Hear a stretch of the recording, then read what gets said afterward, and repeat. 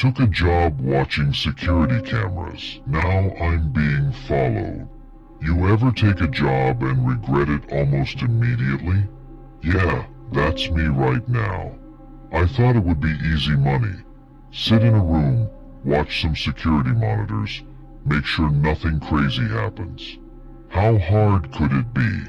Turns out, way harder than I thought. So, here's the deal. A couple of weeks ago, I saw this job posting for an overnight security gig. The ad was vague, but the pay was good, and they didn't ask for much experience. I was broke, so I applied without thinking too much about it. They called me the same day for an interview, which should have been my first red flag. The guy on the phone gave me the address. Some old office building downtown that looked like it hadn't been updated since the 80s.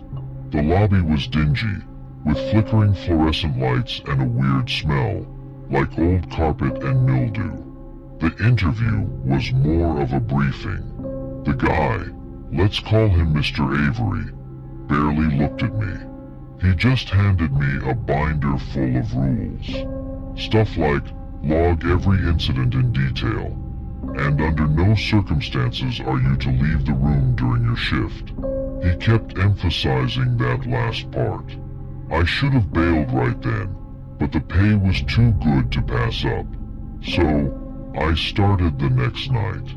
My shift was from 10 p.m. to 6 a.m., in a tiny room with a desk, a chair, and a wall of monitors. There were cameras covering every floor of the building, plus the parking lot and entrances. Most of it was empty office space, though I noticed one floor, floor 7, was completely dark. No lights, no furniture, nothing. Just an empty, black screen. I asked Mr. Avery about it during my first shift. He just said, "Don't worry about 7. Yeah, super comforting. The first few nights were uneventful, aside from me nearly falling asleep out of boredom. But then, on my 4th night, things got weird.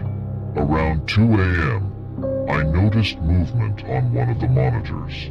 It was the 5th floor, near the elevators.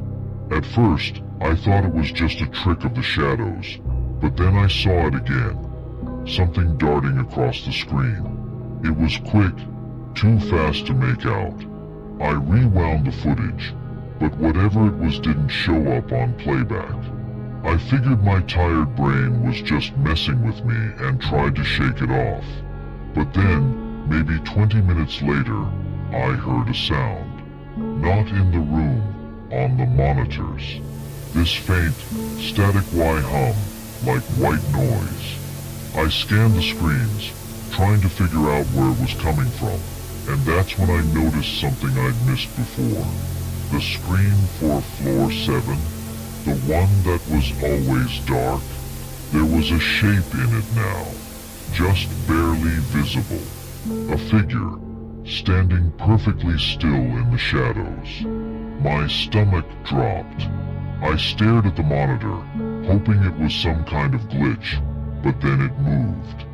Slowly, deliberately. It didn't walk or run, just glided closer to the camera until I could make out its face. Or, well, the lack of one. It didn't have eyes, or a nose, or even a mouth. Just a blank, smooth surface where a face should have been. And it was looking straight at the camera. I don't know how long I sat there, frozen. My brain was screaming at me to look away, to do something, but I couldn't move. Then, just as suddenly as it appeared, the figure backed away, fading into the darkness. I should have quit that night. I should have walked out of that building and never looked back. But I convinced myself it was a hallucination, or a weird camera glitch, or something. I needed the money too badly. The next few nights, the figure didn't show up again, but the feeling of being watched never went away. Every time I looked over my shoulder, I expected to see it standing there, last night, it got worse. Around 3 a.m., I was going through the usual routine when I noticed the monitor for floor 1, the lobby, was flickering. The image was distorted, but I could see someone standing by the front desk. It wasn't the faceless figure this time. This was a person. A woman, wearing a white dress. Her back was to the camera, and she wasn't moving, just standing there, perfectly still. I hit the intercom, trying to scare her off. "Hey, you're not supposed to be here. Security's on the way." She didn't react. When I looked back at the monitor, she was gone. I swear, I checked every other screen. She wasn't on any of them. It's like she just vanished. But the worst part, when I got home this morning, there was a handprint on my apartment door. A single, smeared handprint, like someone had pressed their palm against the wood. I've been trying to tell myself it's a coincidence, but I can't shake the feeling that whatever was in that building followed me home. And tonight, I've got another shift.